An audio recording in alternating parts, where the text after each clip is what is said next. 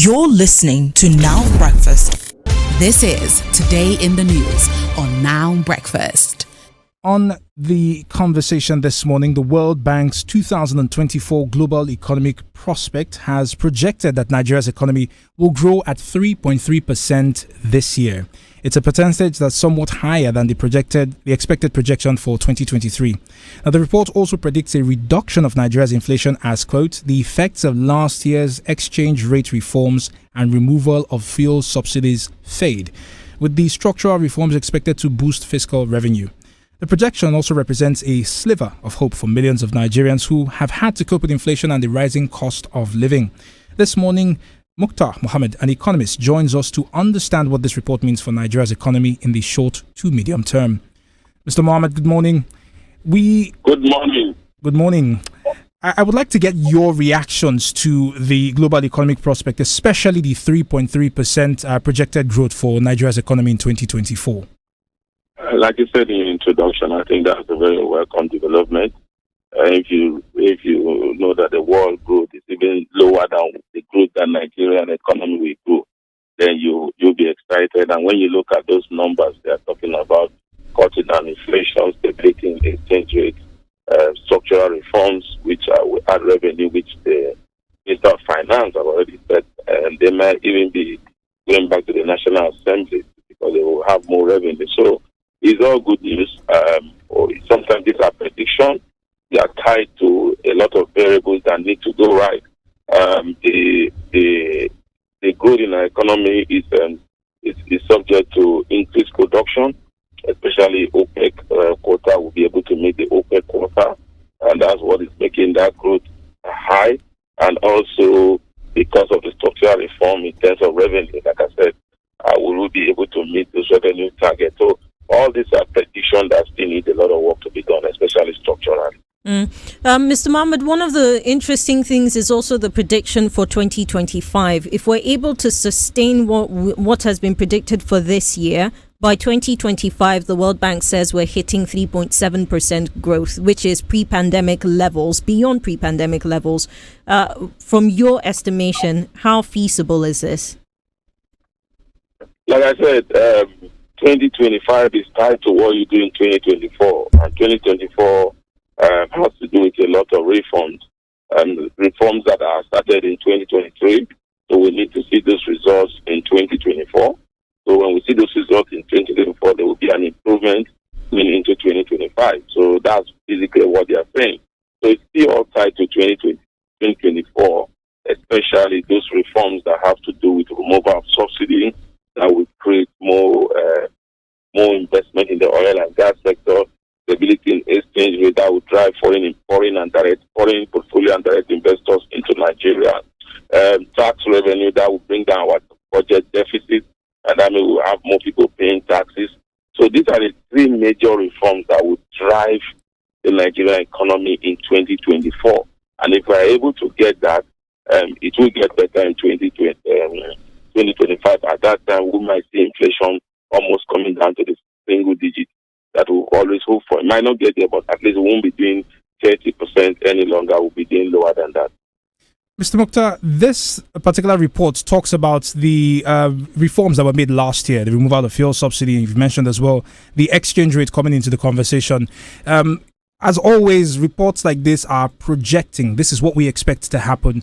Is there anything that you have seen from the federal government's body language that can tell that they are listening to this report and aligning efforts towards ensuring that the projected growth can actually be achieved by the end of the year? I think so. There's a lot of effort. If you look at inflation, they are beginning to do the right thing. We expect the CBN to tell us what they will do this year. We will expect rates to go high. But again, that, like I keep saying, that's this copy and paste method. We need to deal with the structural problem, with the foundational problem, which is the exchange rate.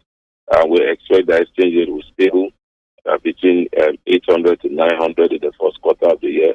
I may end up ending the year at about 750, 800. So that also is shows there. If you look at the structural reforms in the area of taxes, they are beginning to get more Nigerians. They want to get more Nigerians to pay tax and also reform double tax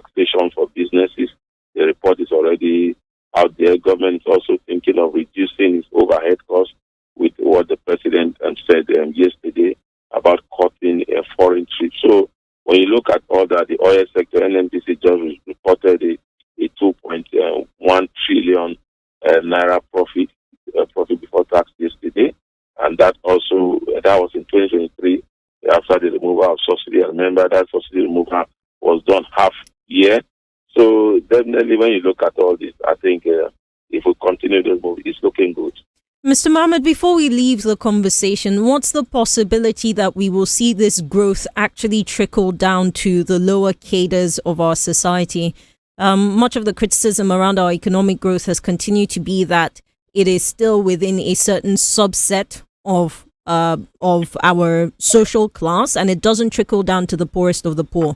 From what you're seeing, do you think that they will start to feel this 3.3%? I don't think so yet. Where it will start to the poor of the poor is when you begin to create jobs. As it stands now in Nigeria, we have the very poor and then the very rich. There is no middle class. And the middle class are actually the ones that grow your economy. That's what we call the working class. They are the ones that pay taxes. And so this reform will get the rich to become more richer. You could see that with the kind of percentage increment we have seen in the market, especially in the equity market, in the stock market. And yet the very poor don't even have enough to sustain those to participate in that market. So they will not definitely be the ones. So, but again, it's always like that. So by the time you create the very rich and you have the very poor, but again, when we begin to see those reform comes with employment, then you begin to see people move from very poor to poor, then from poor, then you begin to get the middle class again. And the challenge is that most middle class in Nigeria are not even more in the country. Most of them are taking their job skills outside. So it's a big task for the government. I think if you want to get the very poor out of to get them up there, then you need to begin to create jobs. These reforms in the short term is to stabilize the economy. In the long term, it will attract investors, it will attract more companies, it will create more markets, especially in the consumer goods sector, especially when Nigerians start earning living wages and they are having employment, whether daily or monthly or yearly. So right. For the short term, it might not look good, but for the long term, I think we'll begin to see the middle class come back again. Mr. Mohammed, thank you very much for speaking with us. Our guest this morning is Mukhtar Mohammed, an economist who joined us to understand what the global economic prospect for Nigeria's 2024 means, especially as it has projected a 3.3% growth in 2024. The conversations continue right here on Now Breakfast. This is Today in the News on Now Breakfast. Off-cycle elections in Nigeria will continue in 2024 as political parties in Edo and Ondo states prepare for the governorship race. In Edo, the race to field a candidate has begun amongst the various parties from the ruling People's Democratic Party to the All Progressives Congress and the Labour Party. The focus is on finding the right person to take over governing the state when the tenure of incumbent Governor Godwin Obaseki comes to an end on the 11th of November this year. For more on this, we're joined by Tony Abolo. Mr. Abolo is a political analyst in Edo State. Good morning. Good morning. Good morning. Right. Yeah. To jump right into it, we're seeing governorship elections in 2024. What's the general view? What's the general mood amongst the electorate and, if you can, the political parties in the state coming up to the elections this year? The mood is a bit calm, but all the same time confused, because people haven't quite made up their mind where they want to head to. That is the truth. People are divided, whether it is the Eastern agenda, which was started about a year ago, that's where they should be going, or they should be now using the new arguments about whether it should not be zoned, it should be free, and it should go to anywhere, either Edo South or Edo North or Edo Central. And because of that, people haven't quite made up their mind determinedly. It's unfortunate that is the way maybe Nigerian politics goes. Because of tribal and ethnic feelings, people tend to flow with maybe their ethnic passions rather than looking at what is really the logical thing to do. What is the ideal thing to do? So that basically is where it is. So, Mr. Abolo, when we look at the landscape, there's about 68 aspirants who are vying for the... Okay, you seem quite tickled by the number. It's a massive number. And if we look at the three big parties in particular, the PDP, there are the issues between Governor Obaseki and his Deputy Governor Philip Shuaibu. The governor has he's endorsed Imasuen Igodalo, who's looking for the party ticket. You look to the Labour Party, former NBA President Olumide Akpata he's on the list looking for the party ticket. You look at the APC, all these conversations continue to come up. What are your thoughts when you look at this landscape, this mine of so many candidates, aspirants? Okay. If I may take you on as you were asking, and that is to look at the fact that of all the parties, the most settled, strangely, is the PDP, because that's where you had a lot of contention. Two major factions, or sometimes people say three major factions. There's the Shaibu faction, there's the Governor Obaseki's faction, then there's the Legacy faction. But for some reason, they're beginning to come together. But there are a few things that are cropping up, like Omorige, who was a former House of Rep man, who said he was promised in 2020. Then there is the dissatisfaction from Shuaibu, who says, he ought to be. And then there is a Obaseki faction who looks at who he should be handed over to. But they seem more organized. APC looks very amorphous. They're there. Some are in the south, some are in the central, some are even in the north. They haven't harmonized. And again, because they want to play, we'll call it politics, a robust kind of politics. Or the normal way politicians even play the devious games. They are saying, let's throw the card open. Let's not be seen to be partisan. Let's not be seen to be saying, we want to go to Eastern Central. But I tell you frankly, if it doesn't go to Eastern Central, the repercussions and the ripples from it, nobody can tell you, because the moods over a year ago and the feeling of the general people on the streets is that Eastern Central ought to. It's not about number, who has more numerical number, but you look at it that Edo South, in terms of producing gubernatorial candidates, have produced more. Edo North has had some robust years through the governor, and even people are looking at it that even the minister for Niger Delta comes from there. A few more things have also gone to the donor. So why should they now be angling for it? So people think in fairness. So I'd like to believe that the APC will look favorably at the Eastern agenda. And that is when they now begin to crunch the numbers, just like what Aswe Igodalo is trying to do in PDP, in crunching the numbers. Itula, who was the former speaker and a member of the House of Rep, has stepped down. Senator Clifford Odia has stepped down. Former Speaker of the House in Edo State, Nobu, has stepped down. One other aspirant has stepped down. Then Yakubu has just joined in, who was an aspirant, has joined in. So 4 5 or so have joined in PDP to come down. I wish that APC will do exactly that, so that they crunch the numbers and then we'll now be able to see who. Because the numbers, if I look at the statistics, they have about the longest list. And that is not the way actually politics ought to be played. I don't think so. Right.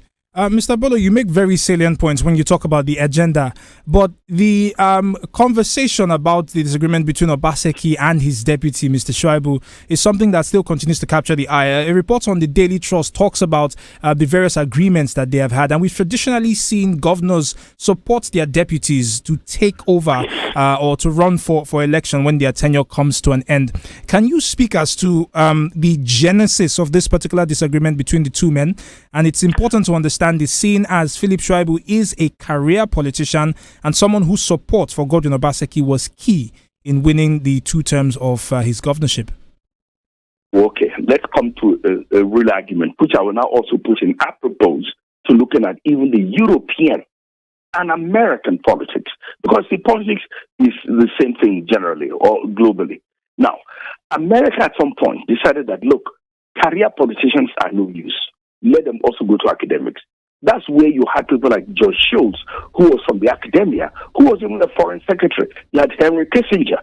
And so that's where America was heading to. And by and large, it has stabilized. And you now have the mix of academia, people who are former presidents and vice presidents of universities who are coming into politics. So that's the way it is. Then you go to Europe, you find that kind of thing. People found that the career politicians are really not it. And as at this point in time of our development, we must define who takes over the mantle, where we should be going. And the mood, by and large, is to say that maybe you need more technocrats. You need more people who have something to offer other than just coming to say, to use the common language that is not creeping into our lexicon, political lexicon, which is homeboy. Homeboy is a guy who's always been here. So you be the homeboy. Can you bring the resources? Can you bring the connections? Can you bring the investment? What can you do? Is it a debilitating factor that you left your Edo State and headed to Canada or headed to Germany or headed elsewhere or headed to Lagos or Port Harcourt and you came back? You mean you don't have anything to offer? That's not a fair thing. But the truth of the matter is that the genesis is that it is for the man who's on the seat. You must look at what it is to be a governor or the president. Whom do you hand over to? And the man now says, given his antecedents, given what is laid on the ground, and some of us know, it's not that I'm particularly saying in his favor, but I'm just saying in my own point of political analysis, you look at what he has put on the ground. Who can take it up? And to tell you frankly, the ordinary person on the street knows that, okay, so Shaibu is a career politician, but can he take up the mantle? Can he run the state? Right. I will tell you frankly, he's not given us, for me, as a robust analyst, and somebody who's been following the politics of this state for over 60 years, I tell you frankly, I'm not too sure he has the capacity. Yes, he may have the savviness, they call it what it is, to call it like the homeboy thing. You relate to people. It's not about dashing people money, but can you manage the state in these economic turbulent times? Can you? That's the issue. It's a very serious question, and it's where we'll end the conversation this morning. Our guest on the conversation is Mr. Tony Abolo, a political analyst from Edo State, speaking on the conduct of the off-cycle governorship elections, which will be happening in that state this year. The conversations continue right here on Now Breakfast. We keep up with the National Assembly in a few moments right here on your Beyond the News station. Do stay with us. You're listening to Now Breakfast. Good morning and welcome. It's Thursday, the 11th of January, and you're listening to Now Breakfast. I'm Nabila Usman here with Stephen Imediego. And today we're keeping up with the National Assembly. The legislative agenda for the House of Representatives is focused on addressing the socio-economic and political challenges of Nigeria. The Speaker of the House of Reps, Honorable Tajuddin Abbas, said that the 10th Assembly intends to, quote, rebuild citizens' confidence through legislative reforms for economic growth and development. Today, we're joined by the Senior Program Officer at the Policy and Legal Advocacy Center, PLAC. We're joined by Ms. Iembe Ama. Good morning and welcome to the conversation, Ms. Ama. Hi, good morning, and thank you for having me. It's a pleasure to have you on. Let's start with just your reaction listening to the Speaker of the House of Reps. What do you think about what he said, restoring citizens' confidence, rebuilding it? I think everyone would tend to agree with his statement, considering the fact of where Nigerians are coming from and the perceptions of citizens about the National Assembly regarding governance system, and the way the decision-making process of the National Assembly, has been done in previous years. So I think we have a lot of work to do. If you look at the circumstances surrounding the election of the presiding officers of the National Assembly and the whole political landscape of the National Assembly, I think it's only time that the National Assembly and lawmakers are able to change the perception of citizens regarding their affairs and the conduct of their legislative activities, as well as their interactions with the executive arm of government. So I think he understands that part. He wouldn't say he's not aware of it, considering the fact that he was once a member, of the House of Representatives for around 8 years before he became the Speaker. So he's speaking from a point of experience, has done experienced legislator as well as the Speaker of the House of Representatives. So I think we look forward to what the National Assembly and the House of Reps in particular, has to bring forth regarding rebuilding, citizens' confidence. Right. Ma'am, it's one thing to understand the problem. It's another thing to actually show that you're doing something about it. Do you think that the House of Representatives is doing enough to show their understanding of the problem so far? So if you look at the Parliament, if you look at the National Assembly, so let's speak to the House of Reps in particular now. This is just an assembly that is yet to even do, should I say, 1 year. They haven't even completed, the term. Right. Their first legislative year is not yet complete. So you really can't base them off of what has just happened, in just recent months, in the past few months, which was last year. But so far, in terms of key legislation, I think the House of Reps has done well.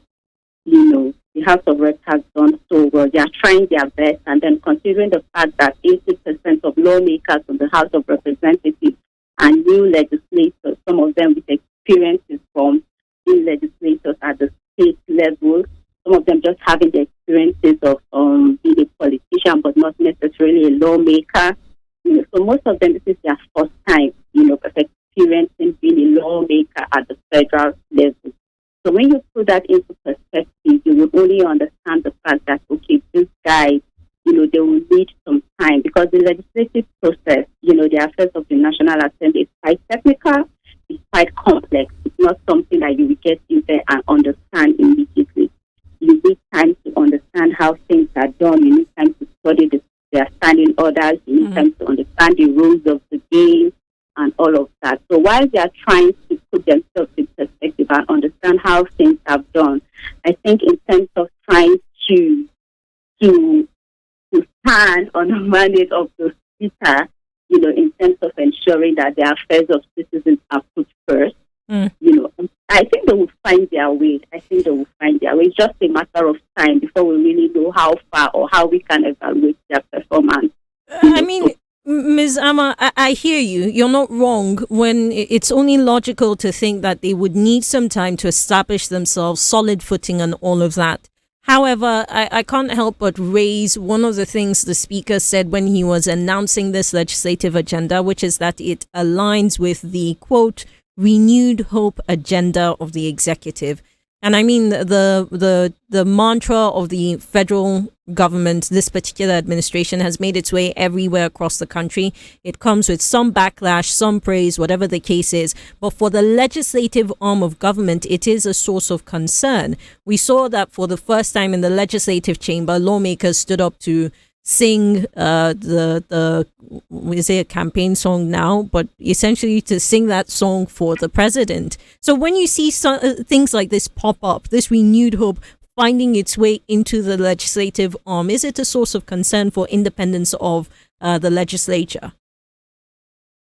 Well, I don't think so. If you're basing the question based on the fact that the song, the Renewed Hope anthem, was sang, on the day the president was presenting the budget, for me, I just see them as basking in the euphoria, of the whole ceremony.